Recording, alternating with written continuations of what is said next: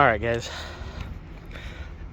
today I'm installing my steering wheel controls on my 05 Legacy GT automatic. I see a lot of confusion about this one online. A lot of people are afraid to do this job, at least in the forum, without further explanation. I just couldn't find anyone who's made a video about it, so here we go. So this wheel has the steering wheel controls on it. They're normally gray like the stock wheel, but I got this wheel used and they were all scuffed up, so I painted them and arguably made them look worse, but hey, that's what we're doing.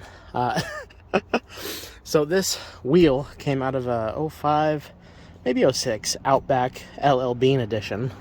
I have a stitched on steering wheel cover, but the LL Bean has a the fake wood trim on the top of the wheel here. This is the stock 05 GT automatic wheel with your sport shift controls.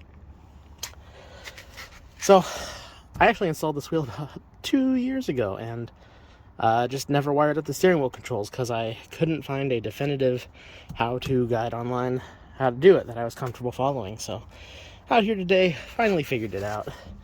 What you're looking for, so you're going to want to tear apart all this. It's not that hard. It's this plastic trim right here just pops right off. The plastic trim under the steering wheel is secured by one screw. Pops right off. This mostly pops right off. I didn't unscrew my OBD port, and I also have aftermarket LEDs that light up the bottom when the car is on, so I just didn't want to undo those. So the B68 connector is the connector that you want to mess with. It is, so these wires all go up here, and the B68 is going to be right back here next to your airbag. If you're doing this, don't mess with your yellow wires, your yellow harness, yellow sleeved cables. Those are airbags. Do not mess with those cables. I swapped the wheel in. The wheel was plug and play. The audio controls light up, but they do not work because the wires for them go to the computer for the sport shifting. None of these buttons trigger a shift. If you just plug it in without doing any of the wiring, they do not trigger a shift on the 05 GT automatic. So don't worry about wiring first. You can throw the wheel on. This is my stock airbag.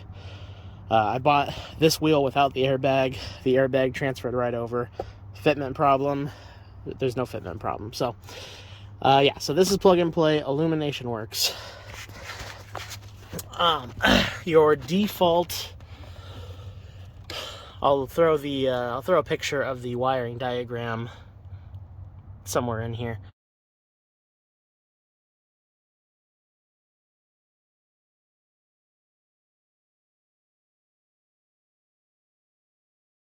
But I think pin 2 is a shift, but it is what will provide your illumination if you swap the wheel out. So what you're looking to connect to is pins 6 and 7, which are from the upper right hand corner. Skip this top pin. It's these two pins right here. And if you're unsure about this, if you're worried, you don't want to mess your stuff up. I've been terrified to do this because I don't want to mess my stuff up. Get yourself get yourself a reader here. Attach them to pins 6 and 7, which I don't know how I'm going to do, and hold my phone. Oh. I don't think I'm going to be able to do that. But easy way to test. Pins 6 and 7. I'll attach a diagram, but 6, 7, these two pins right here. These two pins that my connector's sitting between on this top row. This connector's normally shoved right up in here, right next to your airbag. Just unplug it. And what I'm going to do is I'm going to cut into this from, maybe this side, since I have more exposed wire. I'm going to cut into this side. I'm going to disconnect. Looks like it'll be this green wire with a red stripe and this yellow wire with the gray markers on it. I believe that's 6 and 7. I'm going to cut these, splice a wire, and then run it to the back On the stock head unit, you would wire it into your stereo. I have an aftermarket stereo. I went full aftermarket. I have the JDM dual climate controls and an Atoto A6 head unit. I'm upgrading to an S8 head unit, but the wiring harnesses are the exact same, so it should be plug and play. And these are resistive steering wheel controls, and there are 2 resistive wires on that Atoto head unit. So I should just be able to plug it in and make it work. So, anyway, take your multimeter, hook it up to pins 6 and 7. You'll get a reading on here. There is a chart, which I guess I can attach also, that shows the resistances of each button. The important thing when you hook your multimeter up to pins 6 and 7 on the B68 connector is that you get a different reading when you press every single button. That's because each button, and the battery's unplugged right now. You want your battery unplugged before you do this. There's a different resistance level. You don't need power to get the resistance out of these buttons. So hook up a multimeter, press every single button. You'll get a different reading, which is perfect. That's what you're looking for.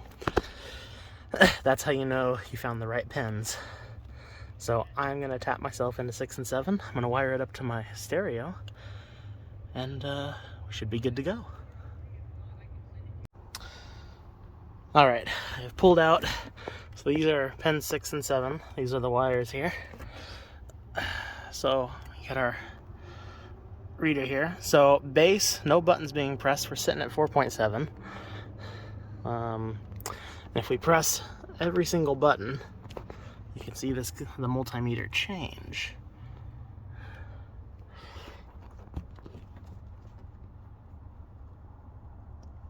So changes to 0.3 for mode, changes to 1.1 for track down, 0.06 for track up, and it works for it changes for every single button. So this is how you know you have the right 2 wires, and these are the 2 wires that you need to hook up to your stereo. And if you have an aftermarket stereo, you don't need a harness, you don't need an adapter, you don't need a fancy electrical box. You just need these 2 wires, and this is the same for most resistive systems. Since I was stupid, I spliced into the side that the wheel's on, so I'm going to use spade connectors here to hook into the wire that I'm actually going to run to the back of the stereo. That way, if I ever need to disconnect this and remove this assembly for whatever reason, I can undo the spade connectors without having to redo the wiring under the steering wheel. Most of the time you would you'd want to splice into this, that way you wouldn't have to deal with any of that, but there's just not much wire to work with on this side of the harness, but there's more here. So if I were you, do some spade connectors, makes the job a bit easier. Alright, I have some cheapo spade connectors here I'm going to hook up. Just to be more specific, the polarity of these do not matter. There's no positive, negative. You wire them up, you wire them up. The resistance from either side is the exact same no matter what you do. So you do not need to worry about polarity here. You can't wire this up the wrong way as long as you have the right 2 wires. Alright, I got pins 6 and 7 hooked up to spade connectors. Got some heat shrink, some electrical tape I'm going to wrap it all up with. Some regular speaker wire.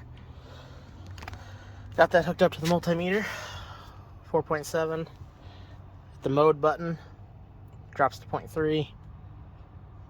Track up. Track down. Going over to the audio. Volume up. Volume down. And then play, pause. Boom. Okay.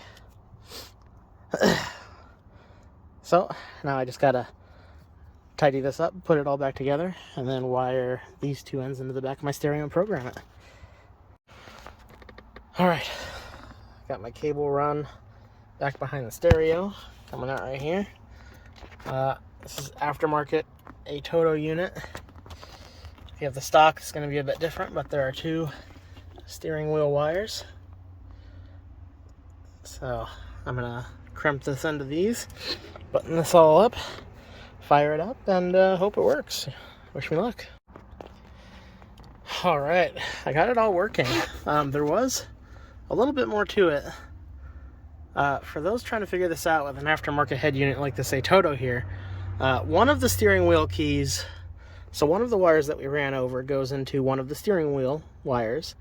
The other one goes to the other steering wheel wire, but one of the connections that we wired over that goes into one of the connections for the steering wheel wire has to be grounded.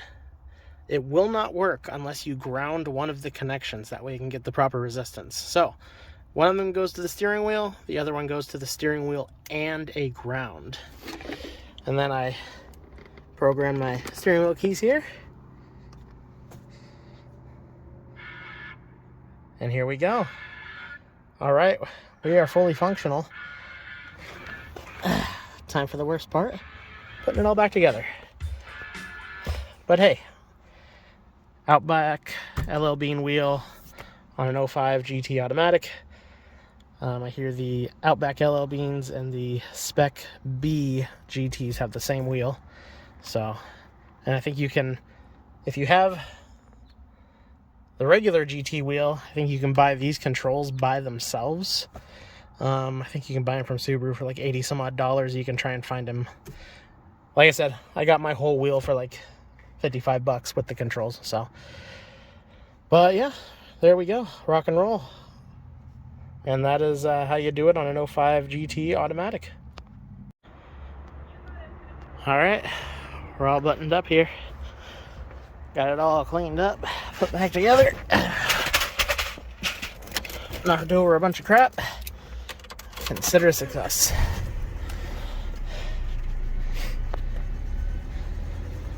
For the record, the illumination still does work. 6 and 7 are the wires for the steering wheel controls, and I'm pretty sure the 2-wire is providing the illumination. So, illumination works.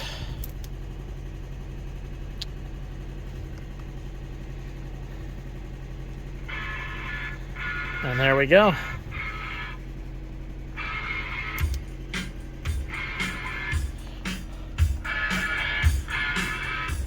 Volume controls work. Play pause works. Change track works. Alright. And that's how to do it. 05 Legacy GT automatic.